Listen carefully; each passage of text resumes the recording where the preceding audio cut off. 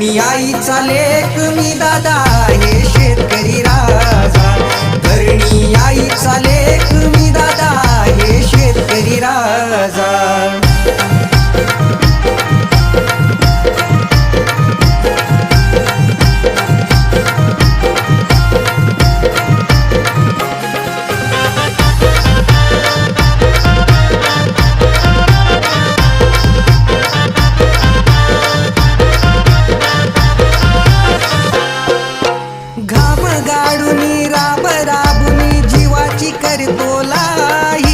सोन्यासारख्या मालाला या जग खाली वर पा